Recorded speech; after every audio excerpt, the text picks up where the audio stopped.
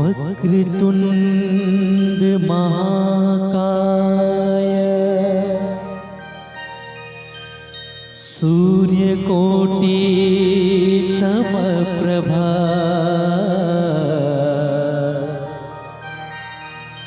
निर्विघ्नं कुरु मे देव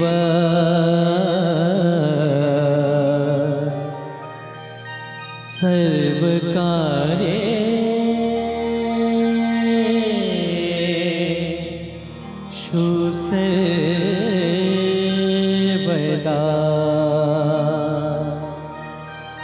सर्वकार्येषु सर्वदा।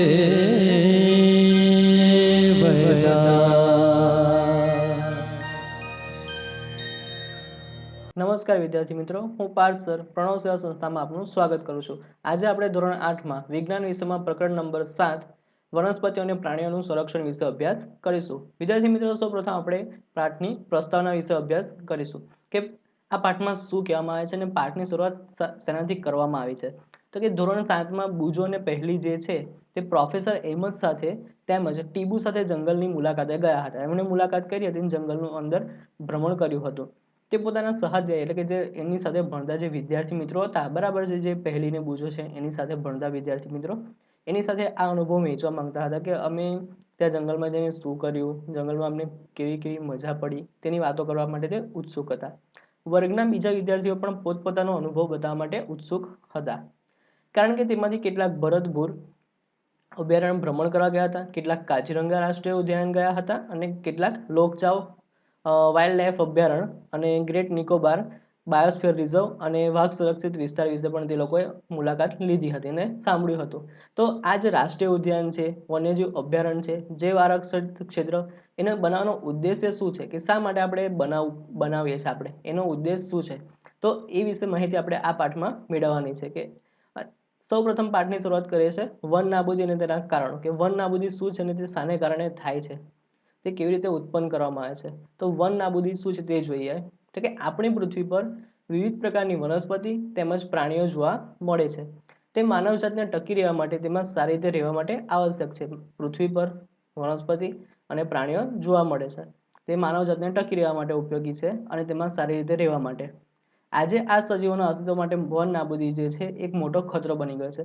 હવે તમને થશે કે આ વન નાબૂદી છે શું, તો કે એને છૂટી પાડીએ, સંધિ છૂટી પાડીએ એની, વન વત્તા નાબૂદી એવું કરીએ આપણે। તો કે નાબૂદ એટલે કે દૂર કરવું। તો કે વન નાબૂદીનો અર્થ છે તેનો નાશ કરીને પ્રાપ્ત જમીનનો અન્ય કાર્ય માટે ઉપયોગ કરવો।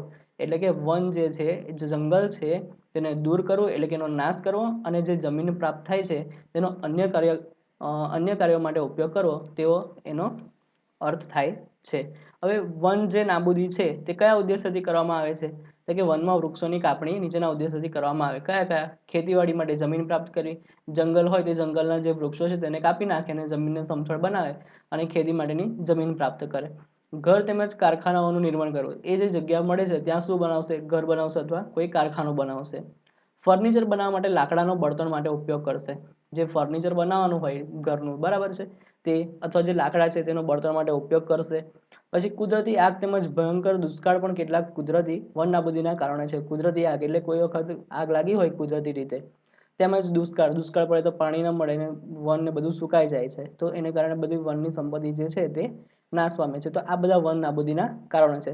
આ ઉપરાંત બીજા કેટલાક મનુષ્ય દ્વારા સર્જાતા પણ કારણો છે, તે તમારે જાતે લખવાના છે। તો વન નાબૂદીના પરિણામો, આનાથી શું થાય છે, એના પરિણામો શું ઉદ્ભવે છે જ્યારે વન નાબૂદી કરવામાં આવે છે। તો એનું પહેલું કારણ જુઓ કે વન નાબૂદીથી પૃથ્વી પર તાપમાન તેમજ પ્રદૂષણના સ્તરમાં વધારો થાય છે। પૃથ્વી પરનું જે તાપમાન છે તે પ્રદૂષણ તેમજ વધારો કરે છે, ગરમીમાં વધારો કરે। તેનાથી વાતાવરણમાં કાર્બન ડાયોક્સાઇડના સ્તરમાં વધારો થાય, જેમ ગરમી વધે કાર્બન ડાયોક્સાઇડના સ્તરમાં પણ વધારો થાય છે। ગરમી વધે છે તો ભૂમિય જળનો ઘટાડો થાય છે, બરાબર છે। તેનાથી ખ્યાલ આવે કે વન નાબૂદીથી પ્રાકૃતિક સંતુલન પર પણ પ્રભાવ પડે છે। ગરમી વધી તો કાર્બન ડાયોક્સાઇડ વધ્યો, પછી ભૂમિય જળનો ઘટાડો થયો, વન નાબૂદીથી પ્રાકૃતિક સંતુલન પર પ્રભાવ પડ્યો। જો આ જ પ્રકારે કાપણી ચાલતી રહી વૃક્ષોની, તો વરસાદ તેમજ ભૂમિની ફળદ્રુપતામાં ઘટાડો થાય છે. વરસાદ પણ ઘટશે, વરસાદ ઘટશે તો ભૂમિની ફળદ્રુપતામાં ઘટાડો થશે. તેનાથી વધુ પ્રમાણમાં પૂર તેમજ દુષ્કાળ જેવી કુદરતી આફતોની સંભાવના વધી જાય છે. કેમ પૂરની સંભાવના વધી જાય? તો કે ગરમી જેમ જેમ વધે છે તેમ તેમ ધ્રુવ પ્રદેશનો બરફ પીગળવા માંડે છે. બરફ પીગળે એટલે સમુદ્રની સપાટી ઊંચે આવે છે. સમુદ્રની સપાટી ઊંચે આવે તો નજીકના જે વિસ્તારો છે ત્યાં કિનારાના વિસ્તારો છે ત્યાં પૂર આવવાની સંભાવના રહે છે. અને કેટલીક વાર એવું પણ બને છે કે આખું જે નજીકનો વિસ્તાર છે તે સમુદ્ર એટલે કે પૂરગ્રસ્ત થઈ જાય છે, ત્યાં ટાપુ જેવું બની જાય છે. આગળ જોઈએ કે વનસ્પતિને પ્રકાશ સંશ્લેષણ માટે કાર્બન ડાયોક્સાઇડની જરૂર હોય છે. હવે જો વૃક્ષો જ ઓછા હોય, આપણે વન નાબૂદી કરી નાખી છે તો વૃક્ષો સ્વાભાવિક છે કે ઓછા હોવાના. જો ઓછા વૃક્ષો હોય તો કાર્બન ડાયોક્સાઇડના ઉપયોગમાં ઘટાડો થાય છે, જેનાથી વાતાવરણમાં તેની માત્રા વધી જાય. ઓછો કાર્બન ડાયોક્સાઇડ વપરાય એટલે વાતાવરણમાં કાર્બન ડાયોક્સાઇડ વધી જાય, કારણ કે કાર્બન ડાયોક્સાઇડ પૃથ્વી દ્વારા પરાવર્તિત ઉષ્મીય વિકિરણોને શોષી લે છે. જે કાર્બન ડાયોક્સાઇડ છે તે પૃથ્વી દ્વારા જે પરાવર્તિત ઉષ્મીય વિકિરણો છે એને શોષી લે એટલે એને કારણે ગ્લોબલ વોર્મિંગ અને ગરમીમાં વધારો થાય છે, પ્રદૂષણમાં વધારો થાય છે. પૃથ્વીના તાપમાનમાં વધારાથી જળચક્રનું સંતુલન પણ બગડી જાય છે અને વરસાદમાં ઘટાડો થાય. એને કારણે શું થાય છે? દુષ્કાળ આવે છે. તો આ બધા ભૂમિના ગુણધર્મોમાં પરિવર્તનનું મુખ્ય કારણ પણ વન નાબૂદી જ છે.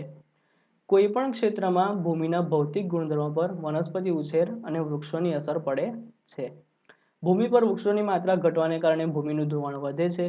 ભૂમિનું ઉપરનું પડ અથવા સ્તર દૂર કરવાથી નીચેના સખત પથ્થરો છે તેના સ્તરો દેખાવા માંડે છે, જેનાથી ભૂમિમાં સેન્દ્રિય પદાર્થ એટલે કે સડતા કાર્બનિક પદાર્થો છે તેનો ઘટાડો થાય છે. ઘટાડો થાય એટલે એની સાથે ફળદ્રુપતામાં પણ ઘટાડો થાય છે અને ફળદ્રુપ જમીન ધીમે ધીમે રણમાં ફેરવાઈ જાય છે, જેને શું કહેવામાં આવે છે? રણ નિર્માણ કહેવામાં આવે છે. હવે વન નાબૂદીને કારણે ભૂમિની જે જળ સંગ્રહ ક્ષમતા છે તેમાં પણ ઘટાડો થાય એટલે ભૂમિની ઉપરના પડ જે છે તે નીચે પડની મારફતે નીચેના સ્તરમાં પાણી પ્રવેશવાની જે ક્રિયા છે તેમાં અસર ઊભી થાય. એના કારણે ભૂમિ પર પૂર આવે છે, એટલે કે ઉપરના સ્તર પર પૂર આવી જાય છે. પાણી અંદર સંગ્રહાય જ ના, બરાબર. અંદર જળ સંગ્રહ ક્ષમતામાં ઘટાડો થાય તો ઉપરના સ્તરથી નીચેની તરફ જે પાણી પ્રવેશે છે તે પ્રક્રિયા થાય નહીં, વહેલી થાય નહીં એટલે ઉપરનું સ્તર છે ત્યાં સ્વાભાવિક છે કે પૂર આવવાનું જ છે. ભૂમિના અન્ય ગુણધર્મો જેવા કે પોષક તત્વો, બંધારણ વગેરે પણ વન નાબૂદીની અસર થાય છે. તો હવે એવું પણ કહી શકાય આપણે કે આ વન નાબૂદી દૂર કઈ રીતે કરી શકાય? તો કે આપણે વધુ માત્રામાં વૃક્ષો ઉછેરી શકીએ છીએ, અથવા તો કુદરતી રીતે વૃક્ષો જ્યાં ઉગતા હોય ત્યાં ઉગવા દેવા જોઈએ, એને વૃક્ષોને કાપવા જોઈએ નહીં, બરાબર છે. હવે જોઈએ વન તેમજ વન્યજીવોનું સંરક્ષણ. તો આ વન નાબૂદીના એક કારણ છે, તો એને આપણે સારું કઈ રીતે કરી શકીએ? તો કે વન તેમજ વન્યજીવોનું સંરક્ષણ કરીને. તો આપણે જોઈએ પહેલા તો કે જીવાવરણ પૃથ્વીનો એ ભાગ છે કે જેમાં સજીવો વસવાટ કરે છે અથવા જે જીવનને આધાર આપે છે. જૈવ વિવિધતાનો અર્થ એ છે કે પૃથ્વી પર જોવા મળતા વિભિન્ન સજીવો, તેઓની વચ્ચે આંતર સંબંધ અને તેઓના પર્યાવરણ સાથેનો સંબંધ, એટલે કે પૃથ્વી પર જોવા મળતા સજીવો અને તેઓની વચ્ચે આંતર સંબંધ અને પર્યાવરણ સાથેનો સંબંધ, એટલે કે સજીવો વચ્ચે પ્રત્યેનો આંતર સંબંધ અને તેઓનો પર્યાવરણ સાથે, એટલે કે સજીવો અને પર્યાવરણ વચ્ચેનો આંતર સંબંધ, એને કહેવાય જૈવ વિવિધતા. હવે એવું કહે છે કે વન અને તેમજ વન્યજીવોનું સંરક્ષણ. તો અહીંથી બાળકોને શાળામાંથી એક ક્ષેત્રમાં લઈ જવામાં આવે છે જે પંચમઢી ક્ષેત્ર છે, કે વન અને તેમજ વન્યજીવોનું સંરક્ષણ સમજાવવા માટે પ્રોફેસર હેમત છે તે લોકો ક્યાં જાય છે? પ્રવાસ કરે છે પંચમઢી ક્ષેત્રમાં. તો પંચમઢી ક્ષેત્રની વનસ્પતિને પ્રાણીઓ ઉપરી હિમાલયની શૃંખલાઓ તેમજ નીચાણવાળા પશ્ચિમ ઘાટ વિસ્તારના પ્રાણીઓ અને વનસ્પતિને સમાન છે. પંચમઢી ક્ષેત્રની વનસ્પતિઓ અને પ્રાણીઓ જે છે તે ઉપરી હિમાલયની જે શૃંખલાઓ છે તે તેમજ નીચાણવાળા જે પશ્ચિમ ઘાટ વિસ્તારના પ્રાણીઓ અને વનસ્પતિ છે એને સમાન છે. ત્યાંનું જે વાતાવરણ છે તે જૈવિક મહત્વ ધરાવતા ક્ષેત્રનો સંરક્ષણ એ આપણી રાષ્ટ્રીય પરંપરાનો એક ભાગ છે. જૈવિક મહત્વ ધરાવતું જે ક્ષેત્ર છે તેનો આપણે બચાવ કરવો એ આપણી રાષ્ટ્રીય પરંપરાનો એક ભાગ છે. આપણા વ્યક્તિગત પ્રયત્નો તેમજ સમાજના પ્રયત્નોથી વિશેષ અધિકારી સંસ્થાઓ પણ વન તેમજ વન્ય પ્રાણીના રક્ષણ માટે કાર્યરત છે. આપણા વ્યક્તિગત એટલે કે પોતાના પ્રયત્નથી તેમજ આપણા સમાજના પ્રયત્નથી તેમજ વિશેષ સરકારી જે સંસ્થાઓ છે તેનાથી પણ વન તેમજ વન્ય પ્રાણીઓના રક્ષણ માટે તેઓ કાર્યરત રહેલા છે. સરકારે તેઓની સુરક્ષા અને સંરક્ષણ હેતુ માટે નિયમ બનાવ્યો છે, પદ્ધતિ બનાવી છે અને અનેક યોજનાઓ અમલમાં મૂકી છે. વન્ય પ્રાણી અભયારણ્ય, રાષ્ટ્રીય ઉદ્યાન, જીવાવરણ સુરક્ષિત ક્ષેત્ર વગેરે વનસ્પતિ અને પ્રાણીઓ માટે સંરક્ષિત તેમજ સુરક્ષિત ક્ષેત્ર પણ છે. વનસ્પતિ અને પ્રાણીઓ તેમના નિવાસોને સંરક્ષણ માટે તેમને સુરક્ષિત ક્ષેત્ર જાહેર કરવામાં આવે છે, જેને અભયારણ્ય, રાષ્ટ્રીય ઉદ્યાન અને જીવાવરણ આરક્ષિત વિસ્તાર કહે છે. તમે સાંભળ્યા હશે આ બધા નામો કે અભયારણ્ય, રાષ્ટ્રીય ઉદ્યાન, જીવાવરણ આરક્ષિત ક્ષેત્ર. બરાબર. તો આ શું છે? તો કે વનસ્પતિ અને પ્રાણીઓ અને તેમના નિવાસસ્થાન એટલે કે જે જ્યાં રહે છે. બરાબર છે કે વનસ્પતિ અને વનસ્પતિ અને પ્રાણીઓ તેમના નિવાસોને સંરક્ષણ માટે તેમને સુરક્ષિત ક્ષેત્ર જાહેર કરવામાં આવેલ છે, જેને અભયારણ્ય, રાષ્ટ્રીય ઉદ્યાન અને જીવાવરણ આરક્ષિત વિસ્તાર કહીએ છીએ. વૃક્ષારોપણ, ખેતી, ચરવું, વૃક્ષોની કાપણી, શિકાર, ચામડું પ્રાપ્ત કરવા માટે શિકાર વગેરે આ ક્ષેત્રમાં પ્રતિબંધ હોય છે. આ બધો પ્રતિબંધ હોય. વૃક્ષારોપણ ના કરી શકાય, ખેતી ના કરી શકાય, પ્રાણીઓને ચરવા ના મૂકી શકાય, વૃક્ષોની કાપણી ન કરી શકાય, પ્રાણીઓનો શિકાર ન કરી શકાય અને ચામડું પ્રાપ્ત કરવા માટે પણ શિકાર ન કરી શકાય. આ ક્ષેત્રમાં તે પ્રતિબંધ લગાવવામાં આવેલા હોય છે. અભયારણ્ય એટલે કે અભયારણ્ય કે એવો વિસ્તાર જ્યાં પ્રાણીઓ તેમજ તેમના કોઈ પણ પ્રકારના ખલેલથી સુરક્ષિત હોય. તેમનું જે નિવાસ છે ત્યાં કોઈ પણ પ્રકારની ખલેલ તેમને પહોંચાડવામાં આવતી નથી, એટલે કે કોઈ પણ પ્રકારનું નુકસાન તેમને પહોંચાડવામાં આવતું નથી. રાષ્ટ્રીય ઉદ્યાન કે વન્ય પ્રાણીઓ માટે આરક્ષિત ક્ષેત્ર જ્યાં તે સ્વતંત્ર રૂપે નિવાસ તેમજ પ્રાકૃતિક સંસાધનોનો ઉપયોગ કરી શકે છે. જીવાવરણ આરક્ષિત વિસ્તાર વન્ય સજીવો, વનસ્પતિઓ તેમજ પ્રાણીઓ અને તે વિસ્તારના આદિવાસીઓનો પારંપરિક રીતે જીવન પર્યાય હેતુ માટે વિશાળ સુરક્ષિત વિસ્તાર તેને જીવાવરણ આરક્ષિત વિસ્તાર કહેવાય, કે ત્યાં વન્ય સજીવો પણ રહેતા હોય, વનસ્પતિ પણ હોય, પ્રાણીઓ પણ હોય અને આ ઉપરાંત ત્યાં તે વિસ્તારના આદિવાસીઓ ત્યાં પારંપરિક રીતે રહી શકે તે માટે એક સુરક્ષિત વિસ્તાર બનાવવામાં આવે છે, જેને જીવાવરણ આરક્ષિત વિસ્તાર કહેવામાં આવે છે. હવે જોઈએ જૈવ આરક્ષણ વિસ્તાર. જૈવ વિસ્તારના રક્ષણ માટે જૈવ આરક્ષણ વિસ્તાર બનાવવામાં આવે છે. જૈવ વિવિધતા એટલે કોઈ પણ ક્ષેત્રમાં જોવા મળતી બધી વનસ્પતિ, પ્રાણીઓ અને સૂક્ષ્મજીવોની વિભિન્ન પ્રજાતિઓ. અહીંયા જ્યારે તેઓ બાળકો પહોંચે છે, બરાબર છે, આ જૈવ આરક્ષણ વિસ્તારને જોવા માટે, ત્યારે તે એક માધવજી નામના ગાઈડ છે તેમને સાથે લે છે, કે જે એક વન કર્મચારી છે, કે જેમને આ બધી વસ્તુઓની ખબર છે કે આ શું છે. એને સમજાવે છે બાળકોને કે આ એનો ઉપયોગ શું થાય છે, અભયારણ્ય શું છે, ત્યાં પ્રાણીઓને કઈ રીતે મદદ મળી રહે છે, એમને કોઈ પણ પ્રકારની તકલીફ આપવામાં આવતી નથી, રાષ્ટ્રીય ઉદ્યાન શું છે, આ બધું તે સમજાવે છે. જૈવ વિવિધતા એટલે કોઈ પણ ક્ષેત્રમાં જોવા મળતી બધી વનસ્પતિઓ, પ્રાણીઓ અને સૂક્ષ્મજીવોની વિભિન્ન પ્રજાતિઓ. કોઈ પણ ક્ષેત્રનો જૈવ આરક્ષિત વિસ્તાર તે ક્ષેત્રની જૈવ વિવિધતા તેમજ સંસ્કૃતિને જાળવી રાખવા સહાયક હોય છે. કોઈ પણ ક્ષેત્રનો જે જૈવ આરક્ષિત વિસ્તાર છે તે ક્ષેત્રની જૈવ વિવિધતા તેમજ સંસ્કૃતિને જાળવી રાખવા સહાયક હોય. કોઈ પણ જૈવ આરક્ષિત વિસ્તારની અંતર્ગત અન્ય સુરક્ષિત વિસ્તાર પણ હોઈ શકે છે. જે જૈવ આરક્ષિત વિસ્તાર છે એની અંદર પણ બીજો કોઈ સુરક્ષિત વિસ્તાર રાખવામાં આવેલો હોય છે.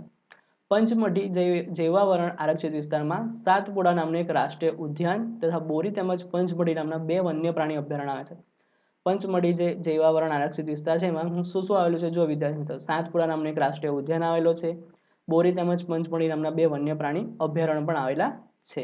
આમ 3 વસ્તુ છે, 2 અભયારણ્ય છે અને એક રાષ્ટ્રીય ઉદ્યાન છે. જો અહીં આકૃતિમાં બતાવ્યું છે વચ્ચે સાતપુડા રાષ્ટ્રીય અભયારણ્ય છે, પછી એક આ બાજુ બોરી અભયારણ્ય છે, આ બાજુ જમણી બાજુ એક પંચમઢી અભયારણ્ય પણ બતાવવામાં આવ્યું છે. હવે જોઈએ વનસ્પતિ સૃષ્ટિ અને પ્રાણી સૃષ્ટિ. તો કેટલાક પ્રાણીઓ તેમજ વનસ્પતિઓ કોઈ વિશિષ્ટ વિસ્તારમાં જોવા મળે છે. આવા વિશિષ્ટ વિસ્તારોમાં જોવા મળતી વનસ્પતિને તે વિસ્તારની વનસ્પતિ સૃષ્ટિ અને પ્રાણીઓને પ્રાણી સૃષ્ટિ કહેવાય. તેને સ્થાનિક જાતિ પણ કહી શકીએ આપણે એને શું કહી શકીએ? સ્થાનિક જાતિ પણ કહી શકીએ. કેટલાક પ્રાણીઓ તેમજ વનસ્પતિઓ કોઈ વિશિષ્ટ વિસ્તારમાં જોવા મળે છે. આવા વિશિષ્ટ વિસ્તારોમાં જોવા મળતી વનસ્પતિને તે વિસ્તારની વનસ્પતિ સૃષ્ટિ કહેવામાં આવે અને પ્રાણીઓને પ્રાણી સૃષ્ટિ કહેવામાં આવે છે. અહીંયા જુઓ પંચમઢી વિસ્તારના તમને કેટલાક પ્રાણીઓ અને વનસ્પતિ બતાવવામાં આવ્યા છે. જુઓ વનસ્પતિમાં કઈ કઈ છે? સાલ છે, સાગ છે, આંબો, જાંબુ, હંસરાજ, અર્જુન, આ બધી વગેરે વનસ્પતિ સૃષ્ટિ છે. ત્યાં ચિંકારા, નીલગાય, બાર્કિંગ ડિયર એટલે કે ભસતું હરણ, ચિત્તલ, દીપડો, જંગલી કૂતરો, વરુ વગેરે પંચમઢી આરક્ષિત વિસ્તારની પ્રાણી સૃષ્ટિ. તમને અહીંયા ચિત્ર બતાવવામાં આવેલા છે કેટલાક. પહેલું ચિત્ર જંગલી કૂતરાનું છે, બીજું જે છે તે ચિત્તલ છે, જે સાબર જેવું હરણ જેવું દેખાય છે, બરાબર છે, સાબર જેવું છે. ત્રીજું ચિત્ર છે વરુનું, પછી અહીંયા છે દીપડો, પછી આ જે વનસ્પતિ સૃષ્ટિ બતાવી છે તે હંસરાજ છે અને એની બાજુમાં જાંબુનું વૃક્ષ બતાવવામાં આવ્યું છે. આપણે આગળ જોયું કે વનસ્પતિ સૃષ્ટિ અને પ્રાણી સૃષ્ટિ એમાં સ્થાનિક જાતિઓ. તો સ્થાનિક જાતિઓ કઈ કઈ છે? તો વનસ્પતિ અને પ્રાણીઓની એવી જાતિઓ કે જે કોઈ એક જ ક્ષેત્રમાં વિશિષ્ટ રૂપે જોવા મળે તેને સ્થાનિક જાતિ કહેવામાં આવે. વનસ્પતિ અને પ્રાણીઓની એવી જાતિ કે જે કોઈ એક જ ક્ષેત્રમાં વિશિષ્ટ સ્વરૂપે જોવા મળે તેને શું કહેવામાં આવે છે? સ્થાનિક જાતિ. તે કોઈ અન્ય વિસ્તારમાં પ્રાકૃતિક રીતે જોવા મળતી નથી, એટલે કે કુદરતી રીતે જોવા મળતી નથી. હા, આપણે એને કાપીને ત્યાં લઈ જઈએ અને ત્યાં છોડ વાવીએ કે કશું વાવીએ તો એવું ઉગી શકે, પરંતુ તે પ્રાકૃતિક રૂપે જોવા મળતી નથી. બરાબર છે? વનસ્પતિ હોય તો, પ્રાણી હોય તો આપણે એને એક જગ્યાએથી બીજી જગ્યાએ લઈ જઈએ, ત્યાં એના બચ્ચા હોય તો ત્યાં જે જીવી જાય તો ત્યાં કદાચ એવું બની શકે કે સ્થાનિક જાતિ બની શકે, પરંતુ મોટાભાગના કિસ્સામાં એવું બને કે ત્યાં એ રહી શકે નહીં અને કદાચ મૃત્યુ પણ થઈ શકે, તો એ પ્રાકૃતિક રૂપે કહેવાશે નહીં. તો શું કીધું છે સ્થાનિક જાતિ? ફરી જોઈએ કે વનસ્પતિ અને પ્રાણીઓની એવી જાતિઓ કે જે કોઈ એક જ ક્ષેત્રમાં વિશિષ્ટ સ્વરૂપે જોવા મળે તેને સ્થાનિક જાતિ કહે છે. તે કોઈ અન્ય વિસ્તારમાં પ્રાકૃતિક રૂપે જોવા મળતી નથી. દાખલા તરીકે વિશાળ ખિસકોલી, આપણે આગળ એનું જોઈશું કે વિશાળ ખિસકોલી કેવી દેખાય છે તે. કોઈક વિશિષ્ટ પ્રકારની વનસ્પતિ તેમજ પ્રાણીઓ કોઈ વિસ્તાર, રાજ્ય તથા દેશની સ્થાનિક જાતિ હોઈ શકે. કોઈ પણ વિશિષ્ટ પ્રકારની જે વનસ્પતિ છે તેમજ પ્રાણી છે તો તે કોઈ ચોક્કસ વિસ્તાર, રાજ્ય તથા દેશની સ્થાનિક જાતિ પણ હોઈ શકે. બાયસન, જંગલી બળદ, તમારું નામ યાદ રાખવાનું છે. જંગલી બળદનું નામ શું છે? બાયસન. ભારતીય વિશાળ ખિસકોલી અને ઉડતી ખિસકોલી આ વિસ્તારના સ્થાનિક પ્રાણીઓ છે. કયા વિસ્તારના? તો કે પંચમઢી છે, જૈવ આરક્ષિત વિસ્તાર છે ત્યાંના. બરાબર છે? તેમના નિવાસનો નાશ થવાથી અને વસ્તી વધારાથી અને ત્યાં નવી જાતિઓને લાવવાથી સ્થાનિક જાતિના કુદરતી નિવાસ અને તેમના અસ્તિત્વને પણ જોખમ થઈ શકે છે. જો શું કહે છે, જો તેમના નિવાસનો આપણે નાશ કરી નાખીએ અથવા વસ્તી વધારો કરવાથી તે જંગલનો નાશ કરી નાખીએ અથવા કોઈ નવી જાતિને લાવવાથી ત્યાં સ્થાનિક જાતિના જે કુદરતી નિવાસ સ્થાન છે તે અને તેમના અસ્તિત્વને આપણે જોખમ પણ થઈ શકે છે. જો આ જંગલી આંબો અહીં બતાવવામાં આવ્યો છે. પછી અહીંયા એક આ જે વિશાળ ખિસકોલી છે તેની પૂંછડી પણ તમે જોઈ શકો છો, લાંબી છે પૂંછડી એની. જો અહીંયા આકૃતિમાં બતાવવામાં આવ્યું છે. જાતિ એ સજીવોની વસ્તીનો એવો સમૂહ છે કે જે એકબીજા સાથે આંતરપ્રજનન કરવા માટે સક્ષમ હોય છે. તેનો અર્થ એ છે કે એક જાતિના સભ્યો અન્ય જાતિઓ સિવાય માત્ર પોતાની જાતિના સભ્યો સાથે જ પ્રજનનક્ષમ સંતતિનું નિર્માણ કરી શકે છે અને એક જ જાતિના સભ્યો સામાન્ય લક્ષણો ધરાવે છે. જાતિ એ સજીવોની વસ્તીનો કેવો સમૂહ છે કે એકબીજા સાથે આંતરપ્રજનન કરવા માટે સક્ષમ હોય છે. તેનો અર્થ એ થયો કે એક જાતિના સભ્યો અન્ય જાતિઓ સિવાય માત્ર પોતાની જાતિના સભ્ય સાથે જ પ્રજનન કરીને સંતતિનું નિર્માણ કરી શકે છે અને એક જ જાતિના હોવાને કારણે તેઓ સામાન્ય લક્ષણો પણ ધરાવે છે. હવે જોઈએ વન્ય પ્રાણી અભયારણ્ય. આરક્ષિત જંગલોની જેમ કેટલોક વિસ્તાર એવો પણ છે કે જ્યાં વન્ય પ્રાણીઓ સુરક્ષિત તેમજ સંરક્ષિત રહે છે. તેને વન્ય પ્રાણી અભયારણ્ય કહેવાય છે. આરક્ષિત જંગલ જે આપણે આગળ જોઈ ગયા જૈવાવરણ, બરાબર, જૈવ આરક્ષિત વિસ્તાર, તો એ આરક્ષિત જંગલની જેમ કેટલાક વિસ્તાર એવા પણ હોય છે કે જ્યાં વન્ય પ્રાણીઓ સુરક્ષિત પણ રહી શકે છે અને એમનું સંરક્ષણ પણ થઈ શકે છે. તો તેને વન્ય પ્રાણી અભયારણ્ય કહેવામાં આવે છે. હવે અભયારણ્ય એ એવી જગ્યા છે કે જ્યાં પ્રાણીઓનો શિકાર કરવો, તેને પકડવા કે કેદ કરવા માટે સંપૂર્ણ પ્રતિબંધ મૂકવામાં આવેલો હોય છે. શું કહે છે? પ્રાણીઓ શિકાર ના કરી શકાય, તેને પકડી ના શકાય અથવા તેને કેદ પણ કરી શકાશે નહીં. પરંતુ સંરક્ષિત જંગલો પણ વન્ય પ્રાણીઓ માટે સુરક્ષિત નથી, કારણ કે તેની આસપાસના ક્ષેત્રના રહેવાવાળા લોકો તેનો અતિ ઉપયોગ કરીને નષ્ટ કરી દે છે. એટલે કે જંગલના જે લાકડા છે, વૃક્ષો છે, બરાબર, તેને કાપીને લાકડાને લઈ આવે છે, તેનો બળતણ તરીકે ઉપયોગ કરે છે. બરાબર, ઘણીવાર પ્રાણીઓના ચામડાને માટે પ્રાણીઓને મારી નાખીને તેનો શિકાર કરી નાખે છે. એટલે તે વન્ય પ્રાણી માટે સુરક્ષિત રહ્યું નથી. હવે બાળકોને તેમની પ્રાણી સંગ્રહાલયની મુલાકાત યાદ કરાય છે. આવા સમયે તેમને કહે છે કે પ્રાણી સંગ્રહાલયની મુલાકાત યાદ કરાય છે. તેઓ યાદ કરે છે કે પ્રાણી સંગ્રહાલય પણ એવું સ્થાન છે કે જ્યાં પ્રાણીને રક્ષણ મળે છે.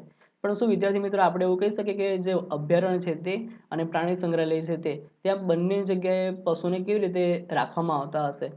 બંનેમાંથી કઈ જગ્યાએ સારું રહેતું હશે પ્રાણીઓને? તે તમારે કહેવાનું છે. બરાબર છે? તો કેટલાક મહત્વપૂર્ણ સંકટમાં મુકાયેલા જંગલી પ્રાણીઓ જેવા કે કાળું હરણ, શ્વેત આંખોવાળું હરણ, હાથી, સોનેરી બિલાડી, ગુલાબી શીર્ષવાળું બતક, ઘડિયાળ, કાદવમાં રહેતો મગર, અજગર, ગેંડા વગેરે આપણા વન્ય પ્રાણી અભયારણ્યમાં સુરક્ષિત તેમજ સંરક્ષિત છે. ભારતીય અભયારણ્યોમાં આગવા વિસ્તારો મોટા સપાટ જંગલો, પહાડી જંગલો તથા મોટી નદીના મુક્ત ત્રિકોણ પ્રદેશની ઝાડીવાળી જમીન અથવા ઝાડીઓ છે. આગળ જોઈએ રાષ્ટ્રીય ઉદ્યાન. રાષ્ટ્રીય ઉદ્યાન એક વિશાળ આરક્ષિત ક્ષેત્ર છે તથા પર્યાવરણના સંપૂર્ણ નિવસન તંત્રનું સંરક્ષણ કરવા માટે પર્યાપ્ત છે. પર્યાવરણના સંપૂર્ણ નિવસન તંત્રનું સંરક્ષણ કરવા માટે પર્યાપ્ત છે તેને રાષ્ટ્રીય ઉદ્યાન કહે છે. તે વનસ્પતિ જાત, પ્રાણી જાત, ભૂમિ વિસ્તાર તથા ઐતિહાસિક વસ્તુનું સંરક્ષણ કરે છે. કોણ કોણ સંરક્ષણ કરે છે? વનસ્પતિની જાતિ, પ્રાણી જાતિ, ભૂમિનો વિસ્તાર અને ઐતિહાસિક વસ્તુ છે એનું સંરક્ષણ કરે છે. સાતપુડા રાષ્ટ્રીય ઉદ્યાન ભારતનું પ્રથમ આરક્ષિત જંગલ છે. આ જંગલમાં ઉચ્ચ પ્રકારના સાગના વૃક્ષ જોવા મળે છે. સાતપુડા રાષ્ટ્રીય ઉદ્યાનમાં ખડકોના આશ્રય એટલે કે ગુફાઓ પણ આવેલ છે. તે આ જંગલોમાં મનુષ્યની ગતિવિધિઓની પ્રાગૈતિહાસિક સાબિતી છે. એટલે કે એવું કહેવામાં આવે છે કે આ જંગલમાં મનુષ્યો રહેતા હશે. ત્યાં આપણને આદિમાનવના જીવન વિશે પણ ખ્યાલ આપે છે. એટલે કે ત્યાં એવું કહેવામાં આવે છે કે ત્યાં આદિમાનવ પહેલાથી રહેતો હશે. બરાબર છે. ગુફામાં ચિત્રકામ પણ જોવા મળે છે. પંચમઢી જૈવાવરણ સુરક્ષિત વિસ્તારમાં 55 ગુફાઓની ઓળખ થઈ ચૂકી છે. 55 ગુફાની ઓળખ થઈ ચૂકી છે. બીજી ગુફાની ઓળખ કરવાની હજુ બાકી છે. આ કલાકૃતિઓમાં પ્રાણીઓ તેમજ મનુષ્ય લડતા, શિકાર કરતા, નૃત્ય તેમજ વાદ્યયંત્રો વગાડતા દર્શાવવામાં આવ્યા છે. આજે પણ અનેક આદિવાસીઓ જંગલમાં રહે છે. હવે બાળકોને ત્યાંથી આગળ લઈ જવામાં આવે છે. જેવો તેઓ આગળ વધ્યા તો તેઓને એક બોર્ડ જોવા મળ્યું જેના પર લખેલું હતું સાતપુડા વાઘ આરક્ષિત વિસ્તાર. તો આપણી જે સરકાર છે તો વાઘના સંરક્ષણ માટે તેમણે પ્રોજેક્ટ ટાઈગર એવો અમલમાં મૂક્યો છે. એક પ્રોજેક્ટ છે. આ પ્રોજેક્ટનો ઉદ્દેશ આપણા દેશમાં વાઘના જીવનને અને વાઘની જે વસ્તી છે એની જાળવણી કરવાનો છે. વાઘ એ એવી જાતિઓમાંથી એક છે કે જે ધીરે ધીરે જંગલોમાંથી નાશ પામી રહી છે. વાઘ એક એવું પ્રાણી છે કે જે ધીરે ધીરે જંગલોમાંથી એનો નાશ થઈ રહ્યો છે. પરંતુ સાતપુડા આરક્ષિત ક્ષેત્રમાં વાઘની સંખ્યામાં હવે ધીમે ધીમે વધારો થઈ રહ્યો છે. એટલે કે તે સંરક્ષણનું આગવું ઉદાહરણ છે. અહીંયા વાઘને ચોક્કસ પ્રકારનું રક્ષણ મળ્યું હશે તેના કારણે વાઘની સંખ્યામાં વધારો થયો છે. કોઈક સમયે સિંહ, હાથી, જંગલી ભેંસ તથા સાબર પણ સાતપુડા રાષ્ટ્રીય ઉદ્યાનમાં જોવા મળતા હતા. આ દરેક પ્રાણી જોવા મળતા હતા. સિંહ, હાથી, જંગલી ભેંસ, સાબર. પરંતુ હમણાં એની સંખ્યા ઘણી ઓછી થઈ ગઈ છે અથવા જોવા મળતા જ નથી. એવા પ્રાણીઓ કે જેની સંખ્યા એક નિર્ધારિત સીમાથી ઓછી થઈ જાય અને તે લુપ્ત થઈ શકે છે તેવા પ્રાણીને શું કહે છે? નાશપ્રાય પ્રાણી જાતિ અથવા નાશપ્રાય જાતિ કહેવામાં આવે છે. નાશપ્રાય પ્રાણી અથવા નાશપ્રાય જાતિ કહેવામાં આવે. એવા પ્રાણીઓ કે જેની સંખ્યા એક નિર્ધારિત સમયથી ઓછી થઈ જાય અને તે લુપ્ત થઈ શકે તેમ હોય તો તેવા પ્રાણીને નાશપ્રાય જાતિ કહેવામાં આવે છે. બુઝોએ ડાયનોસરના વિષયમાં યાદ દેવડાવ્યું કે લાખો વર્ષ પૂર્વે ડાયનોસર લુપ્ત થઈ ગયા છે. તમે પિક્ચર જોયું હશે ડાયનોસરનું, બરાબર છે, જુરાસિક વર્લ્ડ અથવા જુરાસિક પાર્ક. તો એમાં ડાયનોસર તમે જોયા હશે કે કેવી રીતે ડાયનોસરનો જન્મ થાય છે, બરાબર. તો આ લાખો વર્ષ પૂર્વે તે લુપ્ત થઈ ચૂકેલા છે.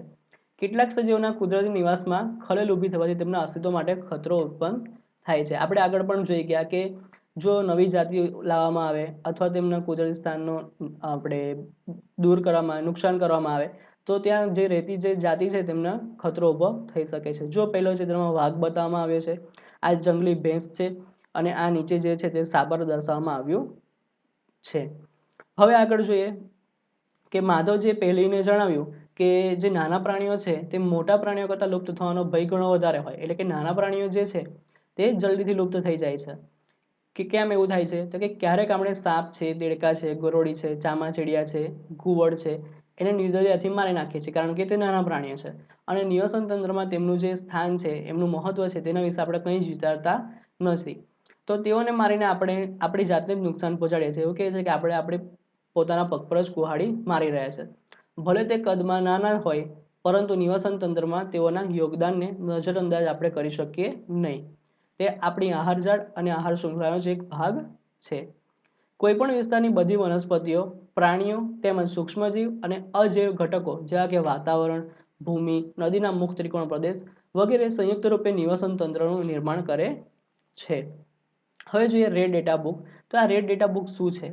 તો પ્રોફેસર હેમંત જે છે તે રેડ ડેટા બુક વિશે બાળકોને સમજાવે છે અને તે જણાવે છે કે રેડ ડેટા બુક જે છે તે એક એવું પુસ્તક છે કે જેમાં બધી નાશપ્રાય જાતિનો રેકોર્ડ રાખવામાં આવે છે. રેડ ડેટા બુક જે છે એક એવું પુસ્તક છે કે જેમાં બધી જે નાશપ્રાય જાતિ છે એનો રેકોર્ડ રાખવામાં આવે છે. વનસ્પતિ, પ્રાણીઓ અને અન્ય જાતિઓ માટે અલગ અલગ રેડ ડેટા બુક હોય છે. વનસ્પતિ માટેની અલગ રેડ ડેટા બુક હોય, પ્રાણીઓ માટેની અલગ અલગ રેડ ડેટા બુક હોય અને જાતિ માટેની અલગ અલગ રેડ ડેટા બુક હોય છે. તમે આ રેડ ડેટા બુક વિશે વધારાની માહિતી ગૂગલ પર સર્ચ મારીને પણ જોઈ શકશો કે કયા કયા પ્રાણીઓનો સમાવેશ નાશપ્રાય પ્રાણીમાં કરવામાં આવ્યો છે. હવે જોઈએ સ્થળાંતર. હવે માધવજીના માર્ગદર્શન હેઠળ બાળકો ફરતા ફરતા એક જંગલમાં પ્રવેશ્યા જે ગાઢ જંગલ હતું. ત્યાં તેઓ એક તવા સરોવર નજીક થોડા સમય માટે આરામ કરવા બેઠા. તો પહેલી એ નદીના જે નજીકનો કેટલાક પક્ષીઓ જોયા તો માધવજી જણાવે છે કે વાતાવરણીય જે બદલાવ થયો છે તે વાતાવરણીય બદલાવને કારણે સ્થળાંતર કરનારા પક્ષીઓ એટલે કે પ્રવાસી પક્ષીઓ પ્રત્યેક વર્ષે દૂર દૂરના વિસ્તારમાંથી ચોક્કસ સમયે ઉડીને આવે છે. અહીં તે ઈંડા મૂકવા આવે છે, કારણ કે અતિશય ઠંડી હોવાને લીધે તેમના મૂળ નિવાસસ્થાન તે સમયે રહેવા માટે યોગ્ય હોતા નથી. એવા પક્ષીઓ જે ઉડીને દૂર દૂરના અંતરની લાંબી યાત્રા કરે છે તેને સ્થળાંતર પક્ષીઓ કહે છે. જેમ કે આગળ આપણે ભણી ગયા અને આપણે ખ્યાલ જ છે કે આપણા ગુજરાતમાં પણ સુરખાબ નામના જે પક્ષીઓ છે તે અમદાવાદમાં જે નળ સરોવર છે ત્યાં આવે છે, કચ્છનું જે નારાયણ સરોવર છે ત્યાં આવે છે. તો આ બધા સ્થળાંતરિત પક્ષીઓ છે. તેમજ તમે ફ્લેમિંગો વિશે પણ સાંભળ્યું હશે. હવે જોઈએ કાગળનું રિસાયકલિંગ. તો પ્રોફેસર હેમંતે બાળકોને ધ્યાન વન નાબૂદીના એક અન્ય કારણ તરફ દોર્યું અને તે જણાવે છે કે 1 ટન કાગળ પ્રાપ્ત કરવા માટે પૂર્ણ વિકસિત 17 વૃક્ષોને કાપવામાં આવે છે. 1 ટન એટલે કે 1000 કિલો કાગળ પ્રાપ્ત કરવા માટે 17 વૃક્ષોને કાપવામાં આવે છે. આથી આપણે વિદ્યાર્થી મિત્રો કાગળની બચત કરવી જોઈએ. ઉપયોગ માટે કાગળને 5 થી 7 વખત રિસાયકલ કરી શકાય. એક વખત જો કાગળ બનેલો હોય તો તેને 5 થી 7 વખત રિસાયકલ કરીને આપણે તેનો ઉપયોગ કરી શકીએ છીએ. જો કોઈ વિદ્યાર્થી એક દિવસમાં માત્ર એક જ કાગળની બચત કરે તો આપણે એક જ વર્ષમાં અનેક વૃક્ષોને બચાવી શકીએ છીએ. જો આપણે એક કાગળની બચત કરીશું તો આપણે એક જ વર્ષમાં અનેક વૃક્ષોને કાપતા બચાવી શકીશું. આપણે કાગળનો બચાવ કરવો જોઈએ, તેનો પુનઃ ઉપયોગ તેમજ રિસાયકલ કરવું જોઈએ. તેની મદદથી આપણે માત્ર વૃક્ષોને જ બચાવીશું એવું નથી, પરંતુ કાગળ ઉત્પાદનના ઉપયોગમાં લેવાતા પાણી તેમજ ઉર્જાની પણ બચત કરી શકીશું. સાથે સાથે કાગળ ઉત્પાદનમાં ઉપયોગમાં લેવાતા જે હાનિકારક રસાયણો છે તેમાં પણ ઘટાડો કરી શકીશું. આના પરથી એક પ્રશ્ન ઉત્પન્ન થાય કે વન નાબૂદીનું કોઈ કાયમી નિવારણ નથી, એટલે કે એનું કોઈ ચોક્કસ નિવારણ નથી કે હંમેશા માટે તે વન નાબૂદ જ થઈ જાય એટલે વન નાબૂદ કરવાની જરૂર ના પડે એવું કોઈ નિવારણ નથી. તો કે છે તો કે પુનઃ વનીકરણ છે. વન નાબૂદીનો જવાબ પુનઃ વનીકરણ છે. પુનઃ વનીકરણનો ઉદ્દેશ કાપવામાં આવેલા વૃક્ષોની ઘટ પૂરી કરવા નવા વૃક્ષોની રોપણી કરવાનો છે. જે ઘટ પડે, આપણે જે વન નાબૂદ કર્યું બરાબર છે, વૃક્ષો કાપી નાખ્યા, તો હવે વૃક્ષો જે કાપી નાખ્યા એટલી ઘટ તો પૂરી કરવી પડે ને. તો વૃક્ષોની ઘટ પૂરી કરવા નવા વૃક્ષોની રોપણી કરવાનો છે. રોપવામાં આવેલ વૃક્ષો સામાન્યતઃ એ જ જાતિના હોય છે જે તે જંગલમાં જોવા મળે છે. આપણે ઓછામાં ઓછા એટલા વૃક્ષો તો ઉછેરવા જોઈએ જેટલા આપણે કાપીએ છીએ. કુદરતી રીતે પણ પુનઃ વનીકરણ થઈ શકે છે. જો આપણે તે વિસ્તારને ખલેલ પહોંચાડ્યા વગર રહેવા દઈએ તો તે સ્વયં પુનઃ પ્રસ્થાપિત થઈ જાય છે. આપણે જો એક વખત ત્યાંથી વૃક્ષ કાપી નાખ્યું હોય પછી તેને આપણે ખલેલ પહોંચાડ્યા વગર રહેવા દઈએ તો ત્યાં ફરીથી સ્વયં પુનઃ પ્રસ્થાપિત થઈ જાય છે. કુદરતી વનીકરણમાં માનવની કોઈ ભૂમિકા નથી. આપણે આપણા જંગલને અત્યાર સુધી ઘણું બધું નુકસાન કરી ચૂક્યા છે અને કરતા રહીએ છીએ. જો આપણે આપણી આવનારી પેઢી માટે હરિયાળી સંપત્તિ બનાવી રાખવી હશે તો વધારેમાં વધારે વૃક્ષારોપણ જ એકમાત્ર વિકલ્પ છે. તેના સિવાય બીજો કોઈ વિકલ્પ આપણી પાસે ઉપલબ્ધ નથી. તેથી આપણે હંમેશા વધુમાં વધુ વૃક્ષો વાવવા જોઈએ. ભારતમાં વન સંરક્ષણ અધિનિયમ પણ બનાવવામાં આવ્યો છે. આ અધિનિયમનો હેતુ પ્રાકૃતિક વનોની જાળવણી અને સંરક્ષણ કરવાનો છે. સાથે સાથે એવા ઉપાય પણ કરવાનો છે જેનાથી જંગલોમાં અને તેની નજીક એટલે કે આસપાસ રહેવાવાળા લોકોની આધારભૂત જરૂરિયાતોની પૂર્તતા થઈ શકે છે. હવે આગળ જોઈએ કે થોડોક સમય આરામ કર્યો પછી માધવજીએ બાળકોને જંગલમાંથી પાછા ફરવાનું કહ્યું, કારણ કે સૂર્યાસ્ત પછી જંગલમાં રહેવું હિતાવહ નથી. આવ્યા પછી પ્રોફેસર હેમંતે તેમજ બાળકોએ માધવજી જે ગાઈડ હતા તેમનો આભાર માન્યો છે. તો વિદ્યાર્થી મિત્રો, અહીં આપણું આ પ્રકરણ પૂરું થાય છે. આગળના પ્રકરણનો અભ્યાસ આપણે આગળના વિડીયોમાં કરીશું. વિદ્યાર્થી મિત્રો, જો હજુ સુધી તમે આપણી ચેનલને સબસ્ક્રાઇબ ના કરી હોય તો નીચે જે રેડ કલરનું સબસ્ક્રાઇબનું બટન આપવામાં આવેલું છે તેના પર ક્લિક કરીને આપણી ચેનલને સબસ્ક્રાઇબ કરો. બાજુમાં જે બેલ નોટિફિકેશન આપવામાં આવેલું છે તેના પર ક્લિક કરીને તેને ઓલ પર સેટ કરો. તેમજ આ વિડીયોને લાઇક કરો, કોમેન્ટ કરો તેમજ અન્ય વિદ્યાર્થી મિત્રો સાથે શેર કરો. નમસ્તે, આભાર.